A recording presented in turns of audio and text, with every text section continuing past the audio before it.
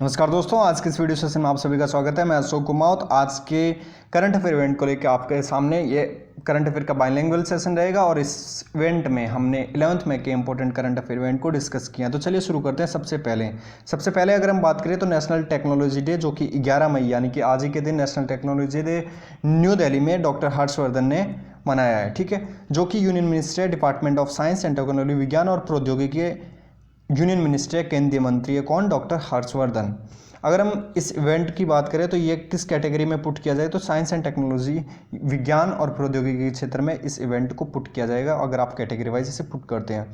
इस दिन का लक्ष्य क्या रहेगा? तो rebooting the economy through science and technology. कैसे हम इकोनॉमी को साइंस एंड टेक्नोलॉजी के थ्रू रिबूट कर सकते हैं, इसे बढ़ा सकते हैं, एनहेंस कर सकते हैं, इसे ग्रो कर सकते हैं, ये इस दिन का एम रहेगा।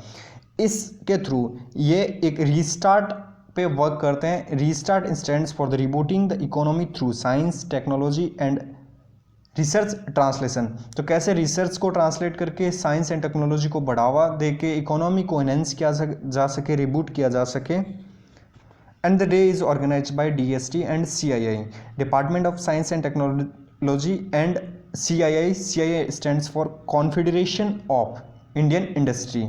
CII stands for Confederation of Indian Industry, which is an economy and research translation based industry. And the purpose of the day for 2020 includes enhancing the medical tech, advanced tech and manufacturing tech that would prepare India for post COVID-19 time. तो कैसे हम COVID-19 के गुजर आने के बाद में medical take, advance tech और मैन्युफैक्चरिंग टेक को बढ़ावा दे सके to fight against COVID-19 after. अगर हम इस दिन की हिस्टोरिकल प्रेजेंस देखें तो मई 11, 1998 में पोखरण टेस्ट हुआ था, जो कि इंडिया का एक बहुत बड़ा अचीवमेंट था, मेजर टेक्नोलॉजिकल ब्रेक थ्रू हुआ था। और इसमें एक न्यूक्लियर टेस्ट किया गया था पोखरण, राजस्थान में जैसलमेर ज़िले की एक जगह है पोखरण, जहाँ पे ये टेस्ट किया गया था मई 11, 1998 में, मई 11, 1998 में। अगर इसी दिन की और बात करें तो मई 11, 1999 में हंसा थर्ड और त्रिशूल मिसाइल लॉन्च की गई थी। हंसा थर्ड एक इंडिजिनस एयरक्राफ्ट है जो कि टेस्टेड किया गया था और बेंगलुरु में।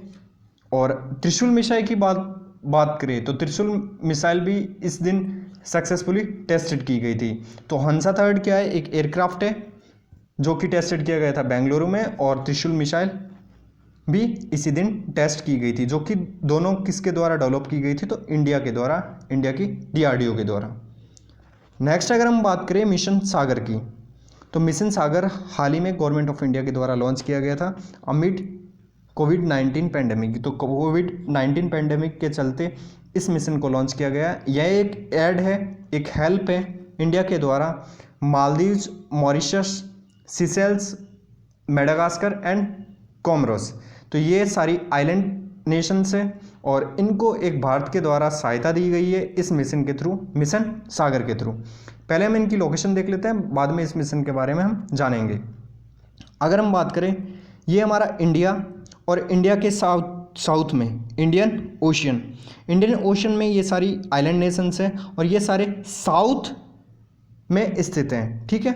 तो अगर हम इंडिया के साउथ में देखें तो ये हमारा मालदीव हो जाएगा, और मालदीव के अगर साउथ वेस्ट में अगर हम देखें तो ये Seychelles, Comoros, Madagascar and Mauritius. तो these are the island nations and India ने इनको एक वन गो के थ्रू, मतलब कि एक ही टेक के थ्रू इन सब देशों को एक हेल्प दी है, एक एड दिया है अमिड COVID-19 पैंडेमिक।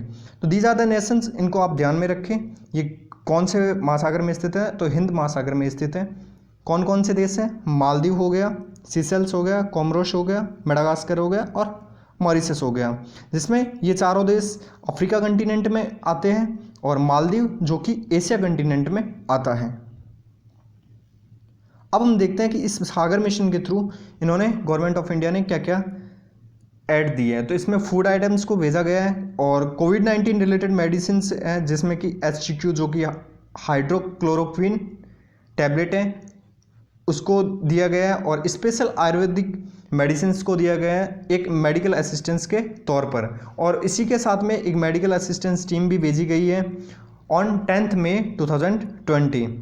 अगर हम बात करें इंडियन नेवल शिप, तो केसरी उसका नाम है शिप का, जिसके थ्रू इस मिशन को कंप्लीट किया जाएगा। तो केसरी शिप का नाम है, जो कि इंडियन नेवी की शिप है।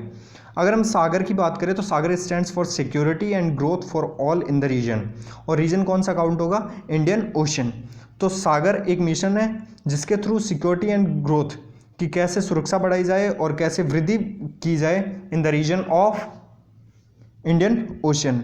और सागर स्कीम को लॉन्च कब किया गया था, तो इसे 2015 में लॉन्च किया गया था। अगर हम बात करें मिशन सागर की, तो mission Sagar first time assistance है जो कवर करेगा south Indian Ocean countries. These are the south Indian Ocean countries, Maldives, Mauritius, Seychelles, Madagascar and Comoros. And यह फर्स्ट टाइम किसी कंट्री के द्वारा उठाया गया कदम है जो इन कंट्रीज़ की हेल्प करेगा, और यह एक टेक में होगा। और इसमें श्रीलंका को असिस्टेंस नहीं दिया गया, श्रीलंका को असिस्टेंस इंडियन एयरफोर्स के द्वारा दिया गया है। नेक्स्ट अगर हम बात करें data related to birth rate and death rate, तो मृत्यु दर और जन्म दर से रिलेटेड अभी हाल ही में रजिस्ट्रार जनरल ऑफ इंडिया ने डाटा रिलीज़ किया है। रजिस्ट्रार जनरल ऑफ इंडिया ने इस डाटा को सैंपल रजिस्ट्रेशन सिस्टम के थ्रू लॉन्च किया है। सैंपल रजिस्ट्रेशन सिस्टम होता क्या है, इसके बारे में हम जान लेते हैं, बाद में इस डाटा पे फोकस करेंगे। बर्थ रेट, डेथ रेट और इसके अलावा IMR यानी कि इन्फेंट मोर्टेलिटी रेट, शिशु मृत्यु दर को भी इस डाटा में लॉन्च किया है। ठीक है, अगर हम SRS की बात करें, सैंपल रजिस्ट्रेशन सिस्टम, तो ये एक डेमोग्राफिक एनुअल सर्वे करती है, providing annual reports on DR, MR and IMR। तो death rate, mortality rate and IMR, infant mortality rate, तो इन तीनों का, और इसके अलावा और भी ये डेमोग्राफिक सर्वे करती है एनुअली। कौन, SRS। तो SRS एक सिस्टम है जिसके थ्रू डेमोग्राफिक एनुअल सर्वे किया जाता है, जनसंख्या का सर्वे किया जाता है, निरीक्षण किया जाता है। ये डिफरेंट NGOs पे वर्क करते हैं, और डिफरेंट जितने भी गांव में महिला के वो केंद्र होते हैं वहाँ पे, और डिफरेंट हॉस्पिटल से डाटा लेते हैं। तो इन सर्वे के थ्रू ये अपना ये रिपोर्ट कंडक्ट करते हैं। अगर हम बात करें RGI की, तो RGI को कब स्टार्ट किया गया था, तो रजिस्ट्रार जनरल ऑफ इंडिया, इसे 1964 में बनाया गया था, और फुली फंक्शनल है किया गया था इसे 1969 में सारे स्टेट में। तो 1964 में इसे कुछ देश के कुछ राज्यों में लागू किया गया था, और 1969 में 1969 में इस देश में संपूर्ण रूप से ये लागू हो गया था। RGI की बात करें तो RGI 1961 में, सॉरी गाइज ये RGI नहीं है, ये SRS है। और RGI की बात करें तो RGI की स्थापना की गई थी 1961 में, और MHA की बात करें तो मिनिस्ट्री ऑफ होम अफेयर्स के अंडर में ये काम करता है। बर्थ रेट की बात करते हैं, तो इन्होंने सबसे पहले जो डाटा लिया है उसकी मैं बात कर लेता हूँ। इन्होंने कंपेयर किया है 40 ईयर्स के डाटा को, 40 वर्षों के डाटा को कंपेयर किया है। तो 40 वर्षों में इन्होंने 2018 का डाटा लिया है, और इससे पहले इन्होंने 1971 के डाटा को कंपेयर किया है 2018 के डाटा से। तो इंडिया की में अगर बर्थ रेट, अगर जन्म दर की बात करें तो इंडिया की जन्म दर डिक्लाइन हुई है, इसमें कमी आई है। और कमी कितनी आई है, पहले ये 36.9 थी और अब ये कितनी हो चुकी है 20। तो पर 1000 पे कितने बच्चों का, इससे पहले पर 1000 पे कितने बच्चों का जन्म होता था, देखिए जो भी रेट है ये पर 1000 पे कैलकुलेट की जाती है। तो पर 1000 पे पहले कितनी थी 36.9 इंडिया की 1971 में, अब कितनी हो चुकी है 20, विच इज़ अगर हम देखें तो ये 17 पॉइंट से एक डिक्लिनेशन है, एक डिक्रीज है। ठीक है, तो 17 पॉइंट से इसमें गिरावट आई है। फर्स्ट रैंक की बात करें तो फर्स्ट रैंक किसकी आई है, बिहार की, विच इज़ एट 26.2 पॉइंट। तो 26.2 पॉइंट के साथ में फर्स्ट रैंक बर्थ रेट पे, पहला राज्य बर्थ रेट पे कौन सा है, बिहार। ये 2018 की बात की जा रही है जो ये फर्स्ट रैंक दी गई है। अगर हम लास्ट रैंक या लोवेस्ट बात करें तो लोवेस्ट कहाँ की है जन्म दर, अंडमान एंड निकोबार। तो अंडमान एंड निकोबार द्वीप समूह की सबसे लोवेस्ट बर्थ रेट है which is 11.2। Now death rate की बात करें तो डेथ रेट में भी इंडिया को गिरावट आई है, और वो कितनी आई है 14.1 से लेके 6.2 हो चुका है। इसमें इन्होंने डाटा वही 40 ईयर्स का कंपेयर किया 1971 से लेके 2018 से। तो 1971 का डाटा है वो 2018 से कंपेयर किया है, और लगभग 8 पॉइंट के आसपास में इसमें भी गिरावट आई है डेथ रेट की इंडिया की। अगर हम हाईएस्ट बात करें तो हाईएस्ट डेथ रेट कहाँ पे है इंडिया में, छत्तीसगढ़, और ये जो डाटा है ये 2018 का है। तो छत्तीसगढ़ में 8 पॉइंट के साथ में हाईएस्ट रही है। तो 8 लोग मर जाते हैं एक साल में 1000 लोगों पे छत्तीसगढ़ में। अगर हम लोवेस्ट की बात करें तो 3.3 है दिल्ली की। तो दिल्ली की कितनी है 3.3 है विच इज़ लोवेस्ट। अगर हम IMR की बात करें, IMR इन्फेंट मोर्टेलिटी रेट, शिशु मृत्यु दर, तो इंडिया में इसमें भी डिक्लिनेशन देखने को मिला है, इसमें भी डिक्रीज देखने को मिला है विच इज़ 1/4 ऑफ 1971। तो 1971 में ये 129 थी और अब जाके 32 हो चुकी है।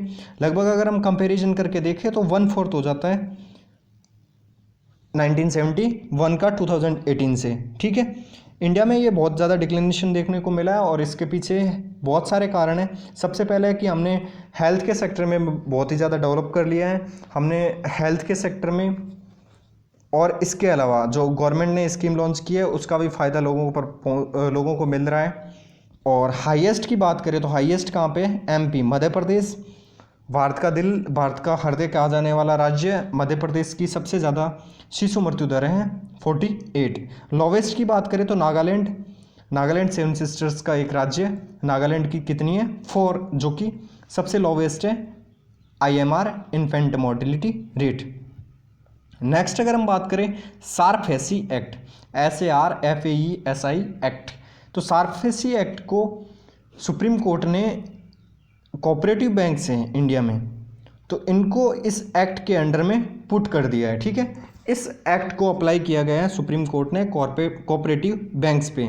अगर हम सारफेसी एक्ट की बात करें तो SARFAESI stands for securitisation and reconstruction of financial assets and enforcement of security interest act. तो जितना भी सिक्योरिटी और रिकंस्ट्रक्शन होता है फाइनेंशियल एसेट्स का, तो उसको RBI पे करेगा, ऐसा अभी सुप्रीम कोर्ट ने सारफेसी के अंडर में पुट करके कोऑपरेटिव बैंक्स हैं यह दिया है। अगर हम DRDO की बात करें तो DRDO ने DRUVS यानी कि डिफेंस रिसर्च UV सैनिटाइजर हाल ही में डेवलप किए गए हैं। और डिफेंस रिसर्च UV सैनिटाइजर की बात करें यानी कि ड्रूव्स DRUVS, तो ये किसके द्वारा डेवलप किए गए, तो एक प्रीमियर वर्क करती है, प्रीमियर लैब वर्क करती है DRDO के अंडर में, RCI हैदराबाद रिसर्च सेंटर, इमारत हैदराबाद में इसका हेडक्वार्टर है, और वहीं की ये लैब है जो कि DRDO के अंडर वर्क करती है। इसने DRUVS को डेवलप किया है। अगर हम इसका यूज़ की बात करें तो इसको किस में यूज़ किया जाएगा, तो ये यूज़ किया जाएगा sanitise all essential commodities usable commodity and has a contactless operation. तो जितनी भी यूजेबल कमोडिटीज़ होती है जैसे मोबाइल फ़ोन हो गए, कंप्यूटर हो गया, और बहुत सारी कमोडिटीज़ जैसे फ़ोन, बुक और लैपटॉप एट्सेट्रा एट्सेट्रा, तो इनको ये सैनिटाइज करने के लिए काम में आएगा। इसके अलावा इसका एक और भी बेनिफिट है कि ये कॉन्टैक्टलेस ऑपरेशन है, इसमें किसी भी चीज़ को छूने की ज़रूरत नहीं है, यह एक कमरे में रख दिया जाएगा और उसके थ्रू UV रेज उसके अंदर से निकलेगी और ये सारी चीज़ों को, सारे उपकरणों को सैनिटाइज कर देगी। इसी के साथ में इन्होंने नोट्स क्लीन भी डेवलप की है। नोट्स क्लीन भी एक इलेक्ट्रॉनिक डिवाइस है जिसमें ऑटोमेटेड UVC करेंसी सैनिटाइज होगी, और इसी का नाम रख दिया है। जो जितनी भी करेंसीज होती हैं, ठीक है, इनको एक ऑटोमेटेड डिवाइस में रख दिया जाएगा और उसके थ्रू ये बहुत मतलब कि चंद सेकेंडों में ये सैनिटाइज हो जाएगी। अगर हम RCI की बात करें तो RCI DRDO की प्रीमियर लैब है, और DRDO की बात करें which is stands for Defence Research and Development Organisation, and it works under the Ministry of Defence and it was established in 1958. Next one is time of remembrance and reconciliation. And this day is celebrated on 8th and 9th of May. तो United Nations ने global observance दी है, जितने भी world war 2 में जाने गई हैं उन लोगों को एक ऑब्जर्वेंस दी है, ग्लोबल ऑब्जर्वेंस दी है 8th and 9th मई को यूनाइटेड नेशंस ने। और ये अगर हम बात करें तो किस में आता है, internal affairs and modern history के इवेंट में आता है। Thanks for watching, stay healthy, stay safe.